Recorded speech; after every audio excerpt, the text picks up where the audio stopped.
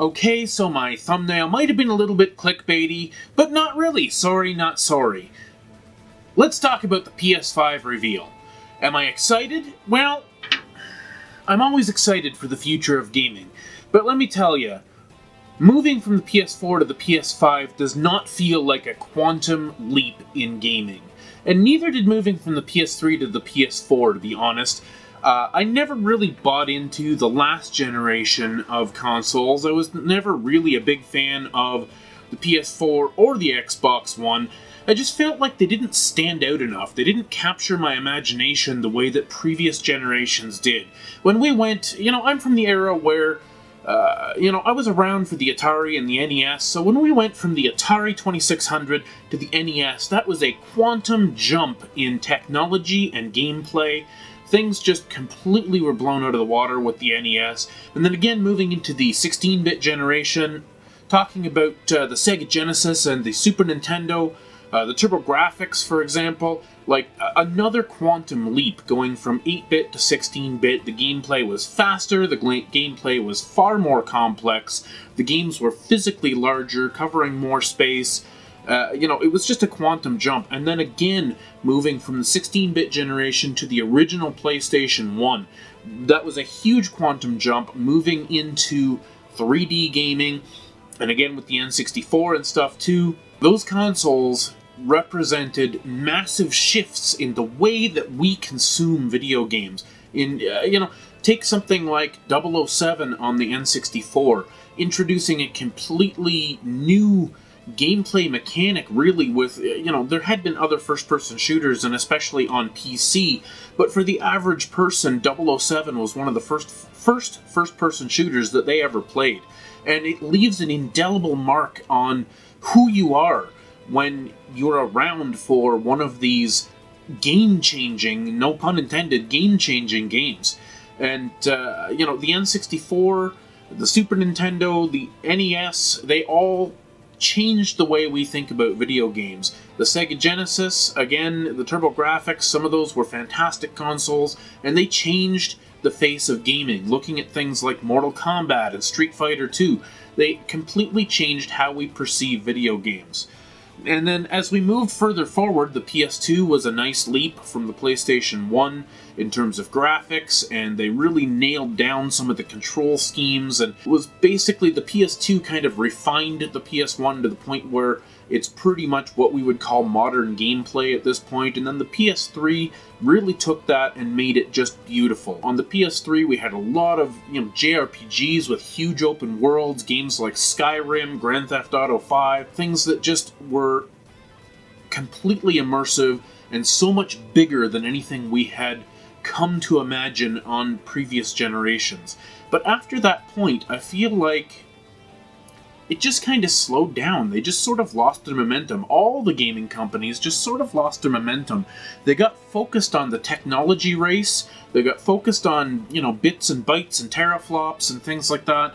And you know what? PS4 games, they look nice. They really look nice. But there is nothing in a PS4 game, in any PS4 game, that gives you the kind of leap forward that I had come accustomed to from the early generations. Playing Uncharted 4 on the PS4 is not a substantially different experience than playing Uncharted 3 on the PS3. Playing The Last of Us on the PS3 is the same as playing The Last of Us on the PS4, just a little bit better lighting, better textures, but it's the same game. And we've seen this over and over and over again. Now, have there been some groundbreaking games? Yeah, Spider-Man on the PS4 was amazing, God of War was amazing, Horizon Zero Dawn was amazing. There have been some fantastic experiences on the PS4, but nothing truly groundbreaking. And this brings me into the PS5. Watching this PS5 reveal, I feel like, you know what? The console is gorgeous. The console itself looks fantastic. It's out of this world. I love the two-tone. I love the upright design.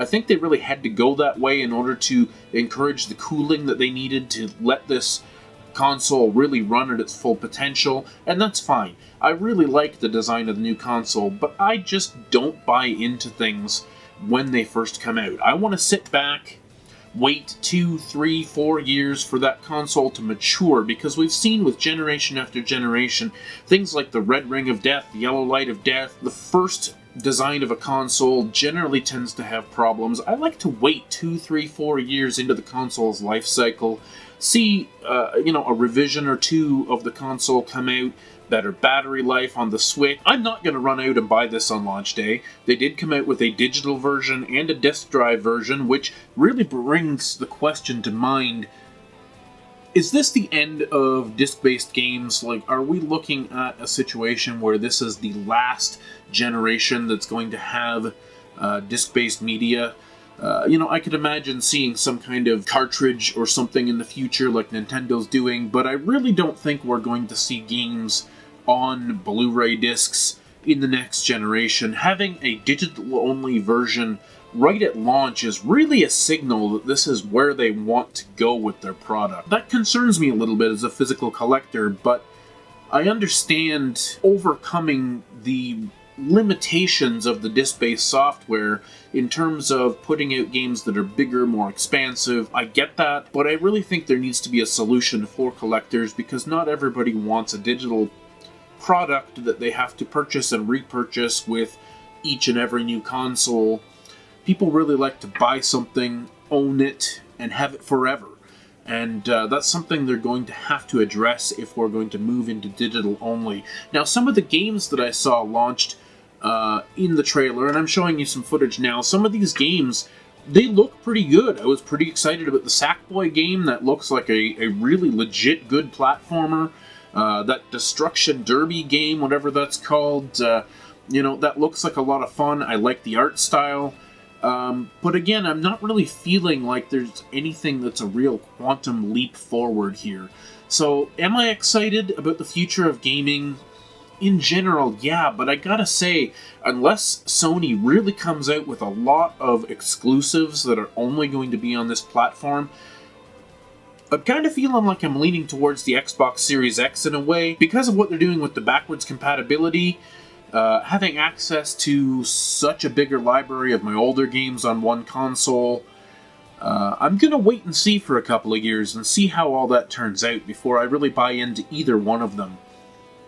Anyways, guys, what are you most excited about with the PlayStation 5 launch? Are you going to get in on day one or in the first couple of months? Maybe try out some of these new games? Is this something that really excites you? Please let me know in the comments below if I'm way off base. I'm just the kind of guy that doesn't buy in. I'm not an early adopter. I always wait a few years, usually towards the end of a console's life cycle, before I buy in.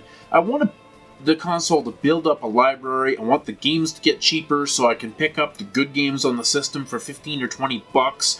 I want to be able to pick up the system, maybe even used, for half the price that it would be at launch. So, what do you think, guys? Is this something you're going to run out and buy on launch day? Are you an early adopter, or are you going to wait like me and see what happens? Anyways, guys, stay classy.